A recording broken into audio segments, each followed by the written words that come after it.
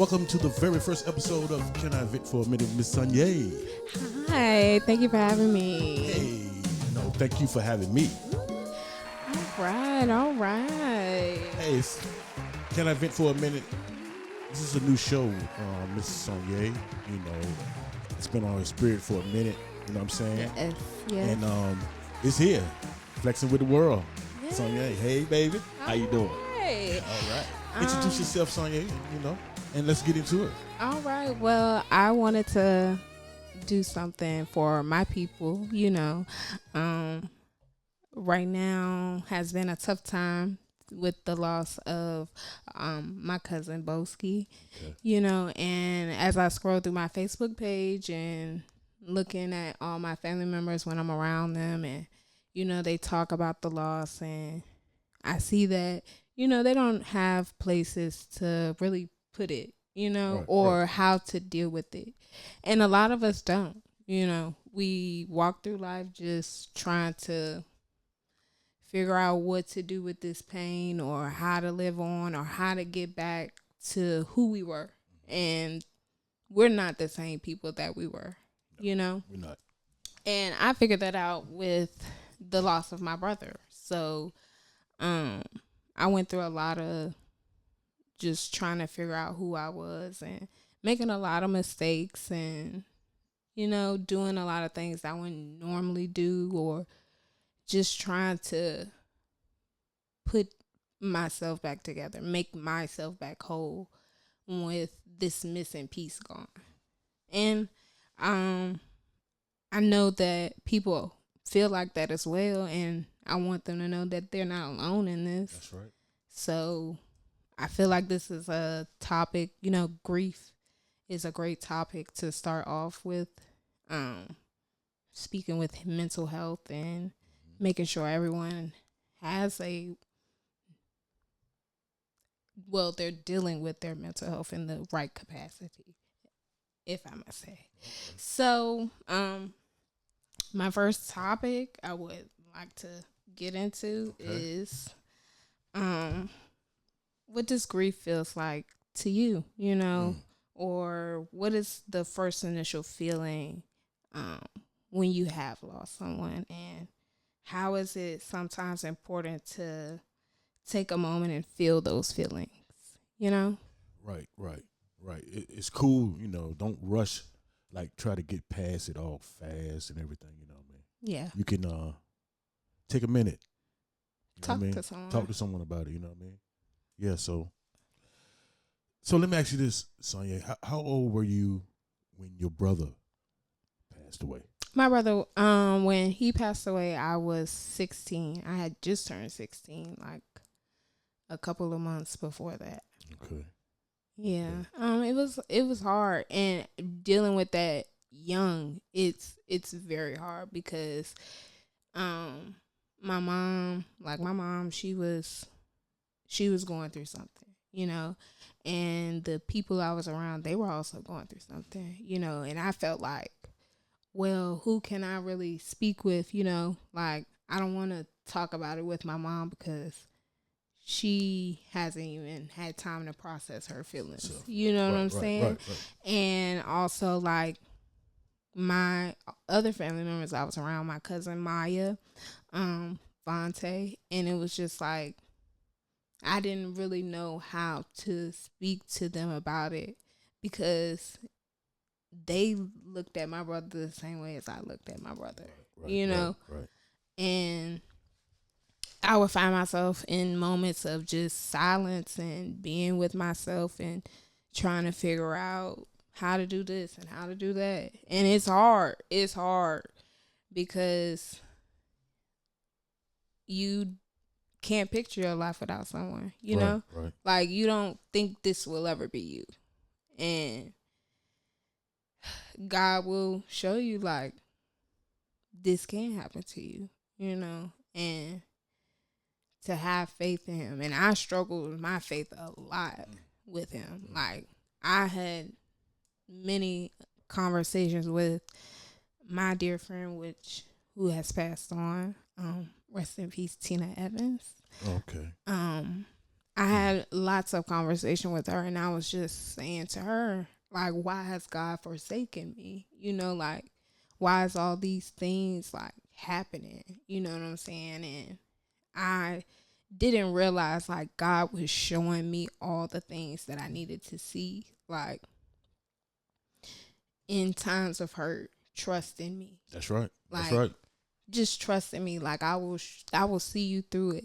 And it was like I was praying to God and asking him to, you know, show me the way and da da da da. And I just kept seeing all these people disappearing out my life and disappearing out my mother's life and all of this happening, and I didn't understand why. And it was literally because I was praying for that. Like, I was praying for that, for God to reveal the true people in my lives, and those that stuck. So, right. You know? And it's a blessing and it's a curse at the same time, because it's like you want those people to stay with you. You don't want to lose more people in the midst of loss. Right. You know? But sometimes, like, as you go through life, you see like people are not for you, or you may not be for other people. You know, what you're going through right now, you may can't take these people into that next chapter. That's right. That's right. You know, that's right. And a lot of people told me like my brother's passing was a first for them. My best friend at the time he told me like that was his first real time like experiencing death, you know? And that's hard. That's a hard thing for people to digest, you know? It's hard. So,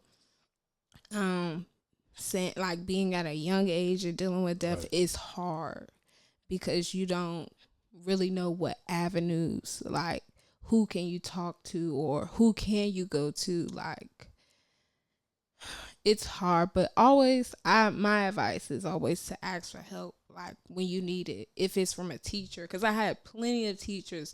Reverend Thornhill, I don't think I would have made it out of high school without him.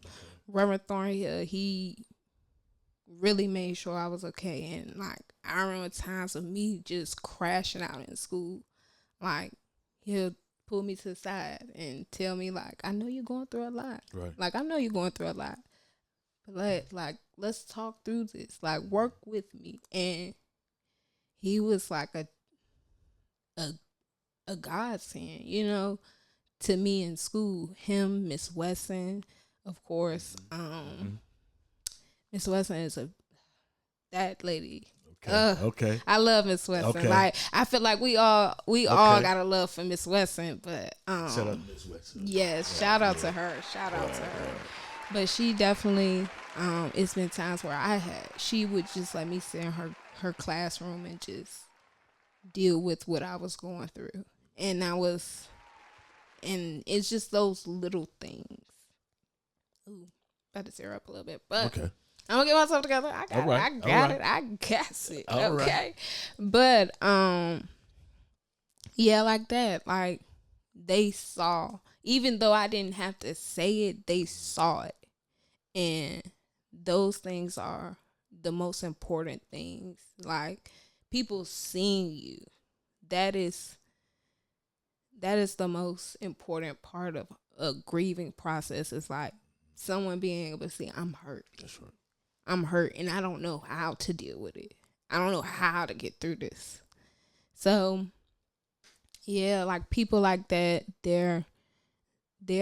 you keep them close and make sure you have someone that you can always call and reach out to.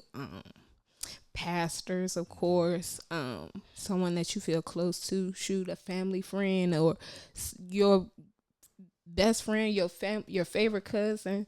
Get you a therapist, you know what I mean? Yeah, a therapist, get you a therapist. Definitely. Word. Somebody you don't know, for real. Because by the time I got me a therapist, my therapist told me, she said, you actually have, like, you know what's wrong. She said, you know what's wrong. Right. And you know how to handle it. Right. I said, yeah. Like, so why are you here? I said, I just need help with knowing what to do. Like, how do I? What tools do you use? Yeah, what Right. tools to use? Like, Right, help right, me. right. And honestly, it was also helpful to have someone that didn't know my anybody in my There you go. experience. That's it. You know, That's it's it. just Big me. facts. You don't know That's right. you don't know anybody in this Right. story. That's right. I That's could right. tell you, I could talk about you, Dex, and tell them your name is Sally. They Right. wouldn't know. They wouldn't know. They Facts. wouldn't know. And Facts. they have an unbiased way of looking at it, and they make you look at it like, That's right. you know. And I was just having this conversation with my fiance. I was like, they had like, you have these conversations with people, and they have an unbiased way of telling you, like, look at it from this perspective, like, devil's advocate, like, That's let's right. speak of it like Right. this way, because then you looking at it, okay, well, maybe I could have done something differently, or looked at it from this way, or maybe this can be reconciled. Or you was know? it? Oh, you know, and worrying about things that That not you can't control. Can't you know what I mean? control, Right. and that's a main Right, thing. Like, right. worrying about shit things you control. can't control, because it's all out of our hands. Facts. Like, grief is like, especially grief, like, it's all out of our hands. Death is we can't do anything about it. Like, if I could wish upon a star and bring people that I loved back, I would wish for 1,000,000 stars. You know, because then I would be able to wish everybody back. I want them back, but there's no way I can have that, you know? So we have to deal in reality. And reality is they're gone and they're not coming back. And as much as we love them, we have to love them through spirit, you know? Love them by being able to see them again, making it into pearly gates to That's right. be able to see our loved That's right. ones again. That's right. You know? That's right. And And at the end of the day, have your faith in God. yes. Everything else is cool, but just have your faith in God. Have your faith in God, because You can get through anything. He will see you through some anything. troubling times. Yes, Like, and He can get you through it. read your Bible. You will read stories in there that will make you look at your life and be like, well, damn, if they could go through that. Yeah. Like, somebody literally sacrificing sons, giving Right. up land, like, just things of that. Like, we have to understand God gonna see us through. Yes, he if is. you believe in and have that faith of a mustard seed. That's right. Like, that's all He asking for you, and you can move mountains. That's right. Thank you. And that's the crazy thing. That's the crazy thing. That's it. That's it. Um. Introduce your show to them one more time. We're back here at Yes. Can I Vent for a Minute? Black Vent for a minute. Can I? Yeah. All right. Well, there are some things in the Black community that we don't talk about when it comes to grieving properly, or your mental health status. You know, where do you think?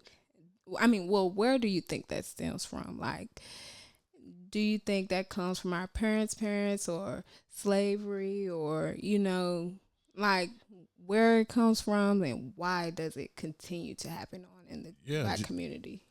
First of all, it's generational curses. Yeah, I mean? yeah. That's the bottom line. It's just you gotta change it. You gotta change it. The generations gotta change it.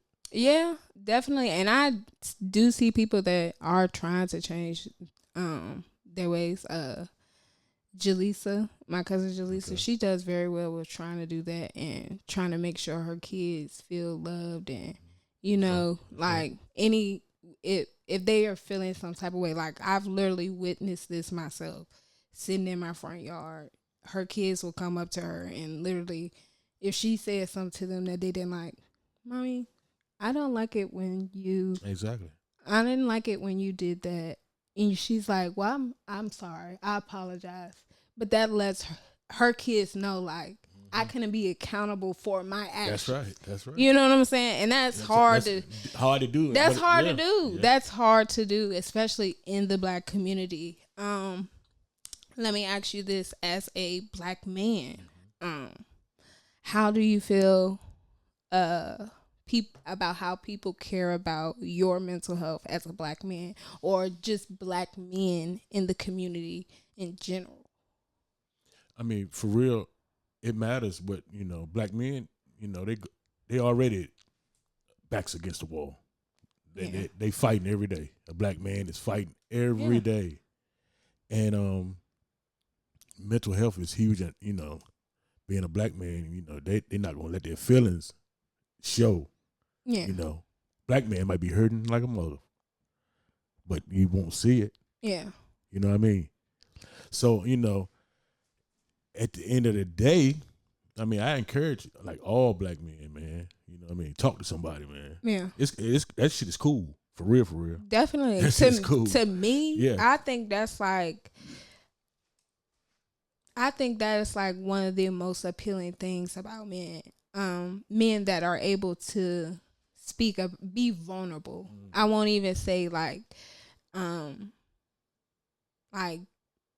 be emotional. I will say be vulnerable, because that can mean a variety of things. Facts, you know what I'm saying? So, just being able to talk about your feelings and articulate yourself in a way to be able to be like, well, yeah, this is the way I'm feeling about this situation. And also be able to hold yourself accountable for things as well. You know what I'm saying? Because everything is just not one-sided. You know what I'm saying? Some things we make choices of and that affect us as well. Like if we continue to do the same thing and it's not yielding any results, it's our own fault. We have to be accountable for those things. Right. You know what I'm saying?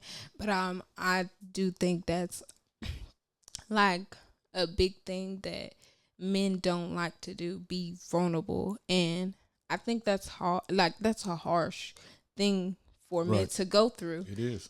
Because everybody needs a safe space. And I hope that these talks that me and you have, like, they are able to open up doors for men to be more vulnerable and be able to have a space to come to and talk about how things affect them in the world. That's like, right. Because like you said, black men go through a lot on an everyday basis. On a everyday basis. Just being a black man out in the world. You know what I'm saying? You face things at work. You got to be a chameleon. Yeah. For real. Somebody different. Right. You have to change to somebody different at work.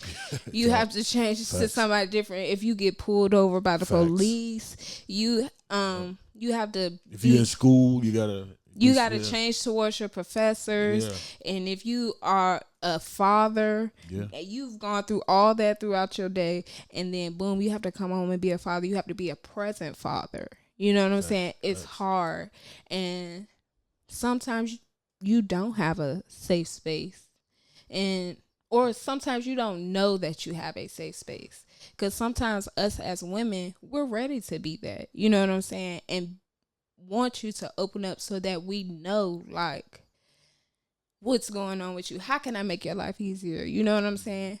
I mean, it is, and I won't say that ain't a few chicken heads out there that know. Don't. We already know that But for those that do care, for us that do care, like, we want to make sure, like, not just our men, like our men folk that have our kids and that we have kids within such and such and such. I'm saying, like, even the ones in our family, our friends, like, we care about y'all's mental health, you know? Mm-hmm. We want to make sure that y'all are able to go out into the world and be able to do the things that you do, to be able to come home, bring a check home, and, you know, you not have to have as many worries. So I hope that black men know that they are loved, especially here. Y'all are loved. Yep. For real. And you will always have a space here. Yes. At the Can I Vent for a Minute? Because that's what it's all about. Venting. Getting it off your chest. Because you need to have some place to get it off. You can't carry it all. You can't carry it all. You're a black man already. You know what I'm saying? That's right. If you think you can't. You can't carry it all. And then that's when And why? Why carry it all? And that's when the most bizarre things happen. That's why people get killed, because we're holding so much in, and then someone cuts us off in the road, and now we're ready to throw a socket out the window. I'm guilty of that. You know, facts. like, Big facts. I'm very guilty of that. Right. Like, I tried to throw a brake pad out my window, right. you know, because I was that angry, and I was trying to figure out, like, why are you that angry? Like, Trying to throw a brake pad at a somebody. brake pad? Road Why? rage. Yep. Because they cut me off. Yeah. And girl, like, you don't know what they got in that car. Like, they could turn around and shoot you. Yeah. Like, just doing things. Just doing things. You know what I'm saying? Letting anger cloud your judgment. And that's really all it is. That's right. But, yeah, like, I really hope this is a place. Please, like, I am going to say this to the camera. Please. Come on. If whatever you want to talk about here, please send in suggestions. We will talk about it. Get things off your chest. Yes. If you want to send an anonymous story, yes, you can send in one. Yes, because we will talk about it. We will talk about it. Yes, because we want y'all to know this is a safe space for you all. Okay. Yes. All right. So next topic. At the Can I Vent for a Minute? Okay. Yes. Can I vent for a minute? All right. All right. So, do you think that grief has changed your perspective of life, of people, of yourself? Yes. In what ways have your perspective shifted? Well, depends on the people who that have passed around you. It makes you come accountable. You know what I mean?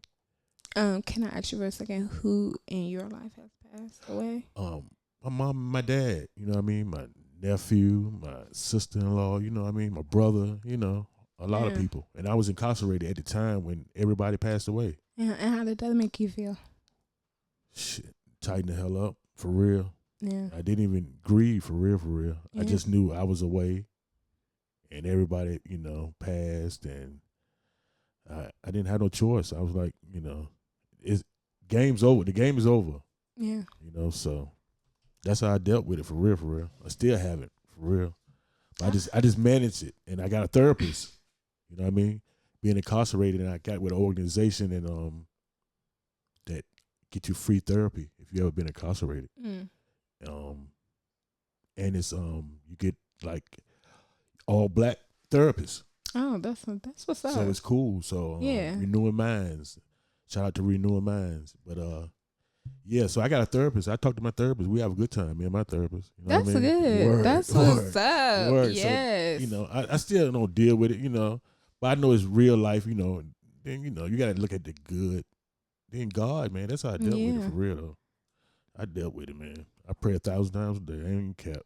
And I think that's the best way to go about it, because I spend so much time in tears and, just trying to figure out why. Like, God has, like, he does things because he can, if that makes sense, you know? Right. Like, not just saying he doesn't have a reason for it, but I think his main reason is so that you can trust in him. That's like, to see if you will trust in him. When you see, because you have to trust in him. Then when he does things right in front of you and you see him working in front of you, it's a wrap after that. No, for real. Word. Because I literally have watched my life change. Like, once I've, like, relinquished all my control. Like, I'm trying to be the one in control. And I know, oh my goodness, it's a song by Marvin Sapp, and I know it's like this big thing about him right now because of lock them doors. Yeah, let me get this cash.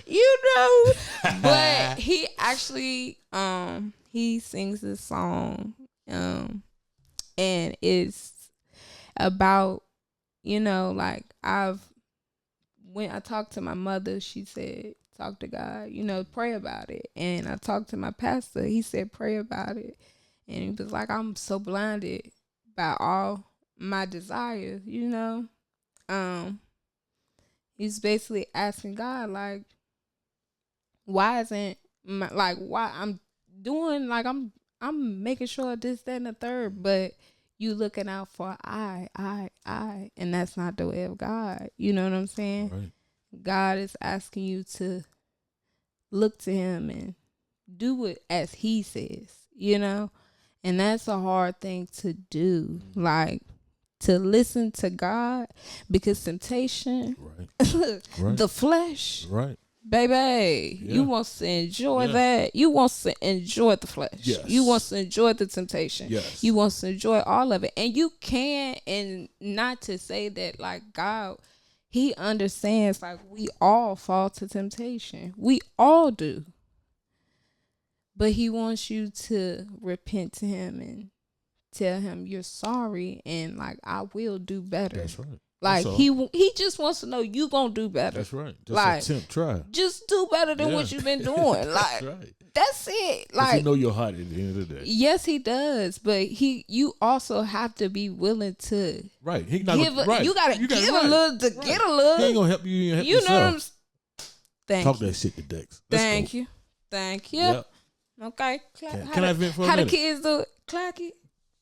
Oh, that's what they do. Clack it. Okay. Show up what it is, baby girl. Show so, what it is. Yeah. Word. So, but that's just the main thing. Like, God just wants us to really lock in with him. Yep. You know what I'm saying? So, once you do that, I feel like once you get out your own way, like, you really got to take yourself out of your own way and listen to what he has to say, because he'll bring you throughout a lot of stuff. A lot of stuff. A lot of shit. I'm a witness. You know? My perspective of a lot of shit changed once I really, like, sat down and dealt with a lot of shit. Like, people were different. I don't hang around the same people I used to. I don't party like I used to. I stay in the house. I go to church sometimes. You know, I read my Bible. I do my schoolwork. I be with my man. Like, that's it. I hear you, baby. And that's what I enjoy to do. That's right. And God, ain't life good? And yeah. God, can breathe. Can you God breathe? Continues to bless me. That's right. God continues to bless me. And I do right by people. Like, if someone needs me, I'm always there. Like, if I'm able to do so, I'm always there. Sometimes I fall a little short. We all do. We all do. And I always ask for forgiveness. You know what I'm saying? And I'll try to make it up if I can. But for the most part, like, I'm just trying to do right by God and by myself and by my brother and all the people that I've lost. My grandma, my grandpas, my grandmas, and my grandpa. I still got one living. Shout out to you, Paul. I love you. Okay. And my mom, like, I love my mom to death, and she has seen me through a lot of stuff. She hasn't seen everything, because I have hid a lot of things from her. Like, you grown. You still grown at it. Yeah, you know what I'm saying? Like, no, well, not even that. Like, handle your business. You still handle your business. You can't tell mama. Yeah, no. It's what? just like what is it? When she was going, like, with my grief and stuff, I didn't always tell her everything about what I was going through, because my mom hadn't figured it out for herself yet. And she now has, you know, because I remember times, like, just looking at my mom and, like, just saying my brother's name, sometimes it would make her cry. And to myself, I thought to myself, I can't talk to her. Like, I can't talk to her. Right. Like, I was having suicidal thoughts. You know what I'm saying? And I couldn't talk to her about that. That is my mom. Yeah, you're right. And she's going through a loss of a child already, you know? And I couldn't bear to put that on her. Like, I couldn't bear to put that on her. And I dealt with it as best as I can. As best as I could, because I'm not going through that anymore. But I tried to talk to her about most of the stuff I was going through, but with Trail, I had to find solace somewhere else. Like, And I'm happy that now, like, she's gotten the help that she's needed. Yeah. Like, she goes to therapy. She does what she needs to. Like, shout out to Star, man. Shout out to her. Yep. Shout out to Big Star. Big Star. Big One Star. time. Okay. Drop a Big Star. You know? Because that's my girl. And, like, even in, like, my dad, like, this has brought our relationship. Like, me just figuring out who I am and being accountable for a lot of my actions. Like, it made me realize, like, I was mad at my dad for a long time about things. And it was like, I talked to my therapist about it. And she was like, well, your dad did lose his mom at a young age. And, you know, his dad, you know, did the best he could. But, you know, he wasn't really there as for what you say to me. And I was like, yeah. She said, well, maybe your dad was just doing the best that he could. You know, yeah, like facts. he was doing what he knew what was best. Right. And I had to look at it from that, you know, and that goes back to a conversation we were talking about earlier. Like, we have to look at different things, perspective of things, right. And that a therapist will help you do that. Get you revert back. That's right. That's right. Rewind, press play. That's right. Go see somebody. That camera right there too. That camera right there. Go see somebody. Go talk to somebody. Yes. But yeah, like I had to just reevaluate my feelings towards him, because it's like, yeah, like you could have done better and this, that, and the third, but also you was also doing what you know, what you did know. And our relationship, I couldn't be happier. You know what I'm saying? Right. Like we talk when we talk, and we chit chat when we see each other. It's nothing but love, no arguments or anything. That's thank God. That's you know, it was a long time coming, but it's finally here. But we love that. But yeah, so the perspectives of grief has changed me a lot, because it's like I don't want people to leave from out this world and I not. Have you ever looked at an obituary and looked at the pictures and not seen yourself in any of the pictures, but your name's in the obituary? That's how my granddad's obituary was.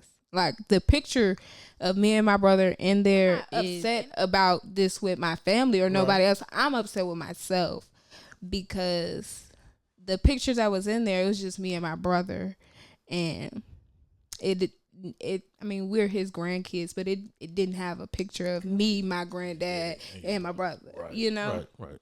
And that's kind of a hard realization to look at, because I was like, damn, I really let my grudge that I had against my dad, you know what I'm saying, keep me away from my family and all these events that were happening, because I just was like, F all y'all. Right, you know what I'm saying? Like, F the whole side. I'm just like, because everybody was always like, well, that's your daddy, blah, blah, blah, blah, blah. And I'm like, look, y'all ain't gonna keep telling me. I know who my daddy is. Right. I don't need you to tell me who he is. I know exactly who he is. Maybe you need to find out who he is. Right. You know? Right. Like, maybe that's what needs to happen, because obviously you don't know. I know. Right. I know who he is. But I wasted a lot of time being angry with a lot of people, not talking, being stuck. And also a hard part for me was trying to figure out how to be happy, not to feel guilty about being happy. Right. You know, because that's a very hard thing to go through. Like, you're like, I shouldn't be, like, in moments of happiness, of joy, you're like, I shouldn't be happy. Oh, Like, yeah. my brother's not here. This person's not here. And that's hard to get over because it's like, damn, like, I do need to live my life, but I feel bad because you're not here. Yeah, right. Look, Like, you supposed to be here. Right. And but we like I won't say we because it's very hard. It's very hard to get over, but you have to get over it. It's survivor's guilt. It's survivor's guilt. And that's very hard to, cause it's like, damn, like even like when my brother passed, he was in Lunenburg. I was in Brunswick. And in my mind, I'm like, if only I would have stayed in Lunenburg, maybe he wouldn't be gone. Yeah.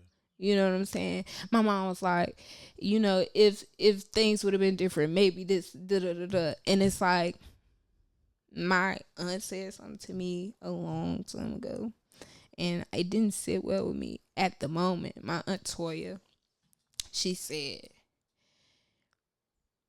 if he wouldn't have died like that, I mean, if he wouldn't have, even if you would have stayed there, he would have died that day.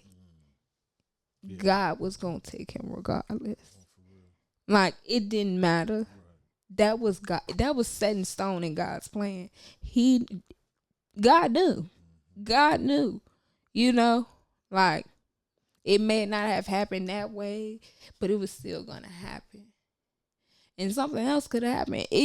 Something even worse could have happened. Right. You know what I'm saying? Right. And at the time, it didn't sit well with me because who wants to hear that? You know what I'm saying? But also, like, it helped. Like, as I got older, like you can't feel bad that not feel bad that he's gone. You can't feel guilt about the fact that you're still here. Right, and he's like. Because if we know it was a choice, like, if I could choose my life over my brother's, of course I would. Because I don't want to see my brother gone. But that wouldn't make sense either because I'm gone now. Right. My mama still lost a child. That's you know what I'm saying? So either way, it still hurt. If you had a choice, it would not matter. That's right. You know? And of course, we want them here. Like I keep saying, but it's... We have to face the reality. Reality is a bitch. Yes, it is. But you got to vent, and can I vent for a minute? So look, before we end this episode, yes, Boski, my man, when Boski passed away, man, you know the whole community was shook. Yeah. Let's talk about Boski for a minute. Yeah. Go ahead. You knew Boski. I knew Boski ever since he was in the Pampers. But you know Boski, you know, and for me, Boski, Boski was the cousin that I pretended to hate, but I loved. You know what I'm saying? You get around. I get around him. Like, get away from me, Boski. Don't touch me. Right. Like, you know, you're not my favorite. Like, get away. But that was my boy all the time. Like, every time, the last time I seen him was the day before he had passed, and like we chopped it up. We talking about a TV show called Severance at the time, and I was telling him you should watch it, blah blah blah. He's talking about I'm gonna check it out. No, he lying. No, he lying. I knew that from the moment it left his lips. That's right. Lying. But you know, so how you tell people, like, you know, everybody grieving, you know, how, you know,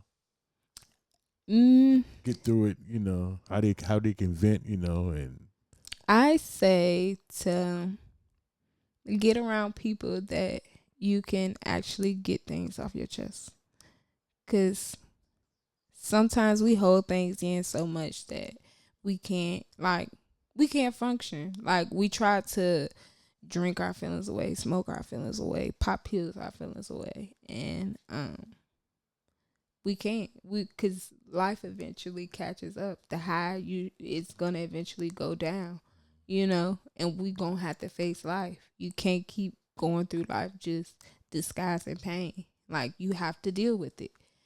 And for me, like, I had to realize that, and that's a hard thing to realize. Like, facing life, facing decisions, like actually having to deal with the death and what those feelings feel like sitting in that. Like, of course you want to mask that. Like, nobody wants to feel that pit in their chest. Like, nobody wants to cry themselves to sleep, but you have to. It's healthy because you can't keep it in. And if you do, you eventually spaz out on somebody that you don't need to spaz out on. No obvious reason. No reason. Like, no reason. No reason at all. I had a conversation with Earl about this, and he was telling me about how I was the only person that understood how he felt about the situation, because I had lost a brother, and he had felt the same about my brother, how I felt about my brother. And I had to take a second and step back, and because if it was me when I first lost my brother, I would have like spazzed out on him, because how dare you? But I had to really like, and that goes back to looking at other people's perspective. Like, you do feel that. You feel that. You truly feel that way. And I can't take that from you. And I won't take that from you. So I'm going to sit right here and I'm going to listen to you. You may be drunk. Mm-hmm. You may be spewing. Mm-hmm. But I love you. That's and right. I'm going to let you vent. That's right. Because I can tell that's what you really need right now. And as much as I like to, like, talk my shit about Earl, I mean, we all do. We make fun. But that's all out of love. Right. It's all out of love. Facts. Like, I want him to be okay. I want all my family members to be okay. Shaquan, I want him to be okay. Brandon, I want Ash, Tiff, Des, because I know me and her had conversations while we were sitting. She was doing my nails, and I want everybody to be okay, because it is a hard thing to go through, and we shouldn't feel like we in it alone, or that we don't have people to talk to. Facts. Cause shit, if somebody just wanted to call me to talk, they could. Like, I'm here to listen, because I understand what you're going through. I understand how hard it is, and it's hard to ask for help. It's hard. Like, it is. You don't want to be a burden on people. You're not a burden, because you're going through something. Like, talk about it. Don't feel like you're a burden. That don't make sense. Like, you just lost someone. Like, you got to get that off your chest. Got to. And this is your safe space right here. Yes. Can you vent?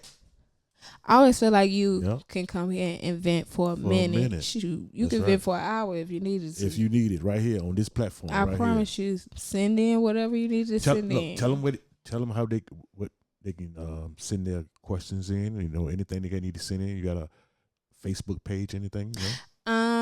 We are in the workings of making a Facebook page. Okay. We'll put it at the bottom here somewhere. That's right. Right on the bottom somewhere. Right here. Yep. Somewhere. But we'll put it in there, Instagram. But until then, you can DM everything to Flexing with Dex podcast. Or Sanye Barnes on Facebook, or Sanye124 on Instagram. Yep. So, hey, can you vent? For a minute. Flexing with Dex. And with Sanye. It's the biggest. Let's get it. Yeah. I laugh and reminisce. Those times were so ill. Peace, love, and shots to Warfield.